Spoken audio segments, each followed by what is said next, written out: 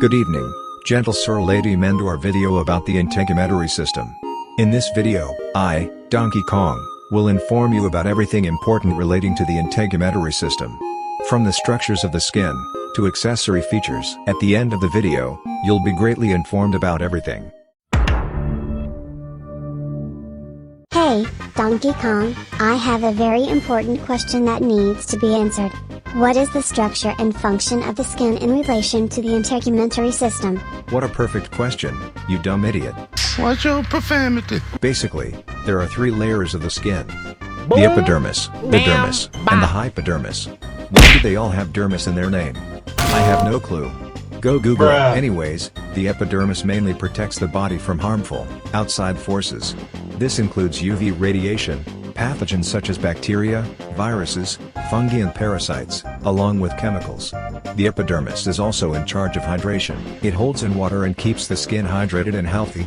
Furthermore, the epidermis is also responsible for skin color. It has cells called melanocytes which make melanin, a group of pigments in your skin that provides color. So what about the other layers of the skin? If the epidermis controls all of that, what's the use of the dermis and hypodermis? Yo chill fam. I'm getting there. Below the epidermis is the dermis. The middle layer. It provides strength and flexibility to the epidermis. The dermis layer also provides different sensations. Things such as pressure, pain, temperature change and itchiness. The dermis layer is also responsible for thermoregulation. Basically, producing sweat as the dermis layer contains sweat glands. The dermis layer is also responsible for keeping the skin moist because it contains the sebaceous glands. This secretes an oily lubricant, sebum, and keeps hair and skin hydrated and shiny. Finally, the dermis contains hair follicles, which produce hair all over the body, except the palms of hands and soles of feet. Can you talk faster? How about the hypodermis? Be quick please. The hypodermis is the bottom layer of skin in the body. This helps connect the dermis layer to muscles and bones. It also helps with insulation and keeping the body warm. The hypodermis is also in charge of producing fat cells called adipocytes. Furthermore, the hypodermis acts as a shock absorber to protect your organs. It allows skin to move more smoothly over tissues and muscles underneath it. Without this layer, skin would rub against those tissues and muscles. Very painful. Thanks, Donkey Kong. I'ma go do other stuff. Most likely overthrowing the government. Ugh, this is such a pain. I hate talking and explaining things to dumb people. I'm going to retire and commit tax fraud or something. I'll leave things to Joker, from Persona 5. I guess I'm in charge of informing people about the integumentary system now. Hey, Ness. Do you want to learn about the functions and structures of accessory features within the integumentary system? PK fire! Yahoo! Thanks for agreeing with me. In the integumentary system, there are four main accessory structures that you need to know. At least that's what the rubric said. This includes the hair, nails, sebaceous glands and sweat glands. Let's start with the hair. To the dismay of others, hair isn't in charge of making you look cool. Instead, hair helps regulate body temperature by insulating the body. The hairs on our body lie flat when we're warm and rise when we're cold. Hair traps a layer of air above our skin, which helps insulate the skin against heat loss. So, unless you're bald like Mr. Rutledge or my father, you should be fine. Emotional, damn it!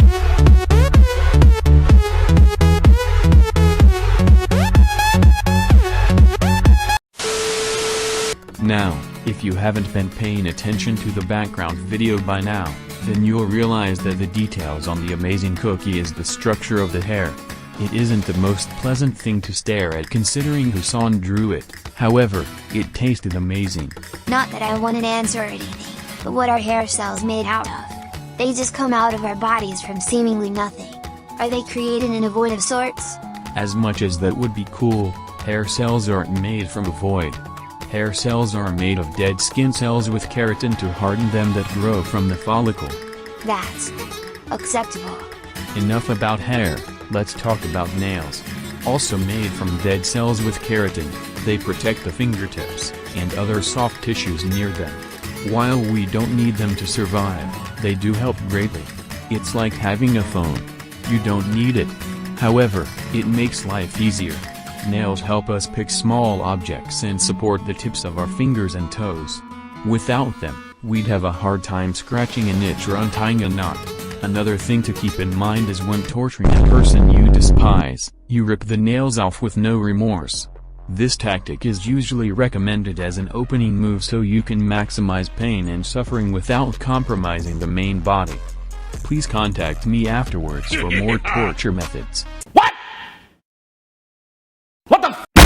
Joker from Persona 5, are you okay? Yup. Perfectly fine. Bruh. Next on the list is the sebaceous glands. The sebaceous glands secrete a substance composed of complex oils that decrease friction on the skin and help resistance to moisture, called sebum. The sebaceous gland is attached to hair follicles where it is given access to the surface of the skin to then release the sebum. Finally, sweat glands. Sweat is produced by glands within the dermis layer of the skin. These glands can be found throughout the body. However, most are located on the forehead, armpits, palms of hands and soles of feet. Sweat is roughly 99% water and 1% salt and fat.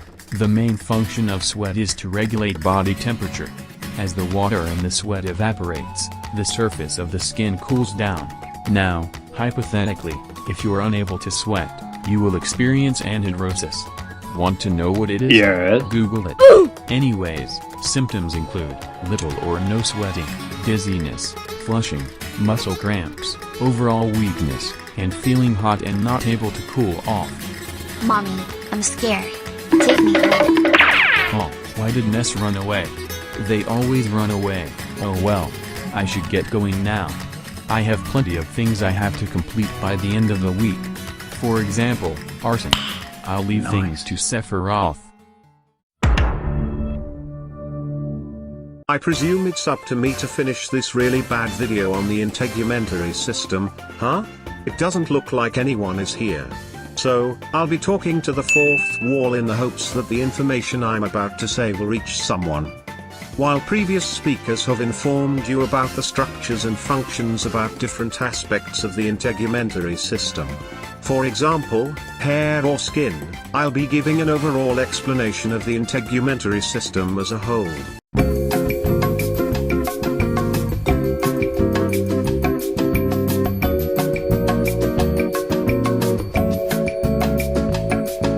Firstly, the integumentary system provides a mechanical barrier to infection. The skin is tough thanks to being made out of tough skin cells and a tough protein called keratin. Thanks to its sturdiness, the skin is able to protect all the organs and tissues under it from any cuts or abrasions. The toughness of the skin also leads to the skin being waterproof. This protects all internal organs and tissues from chemical infections since they can't get through. There's also the chemical barrier to infection.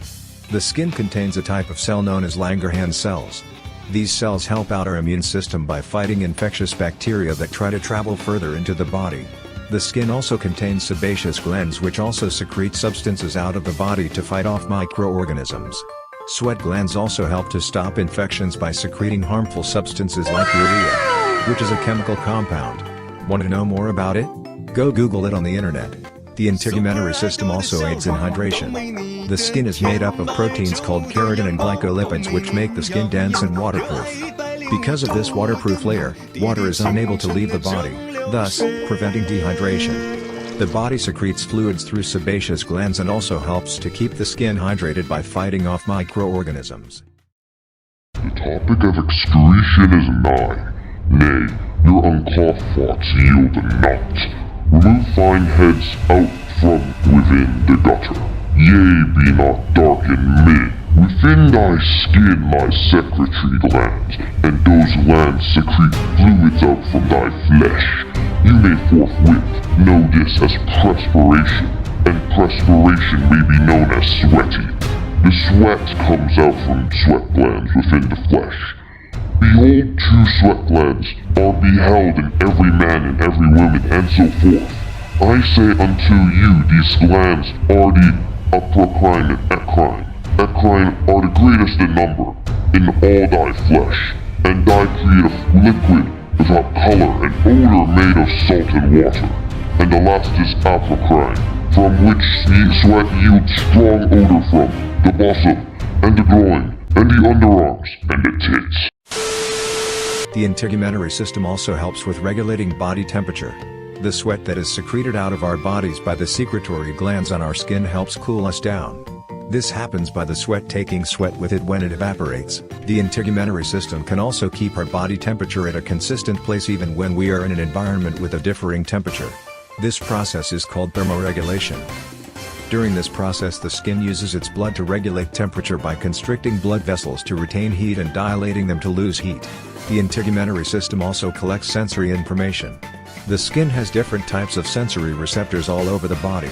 There are Merkel discs, which sense weak pressure, or gentle touch. Furthermore, the integumentary system helps with the absorption of some medications.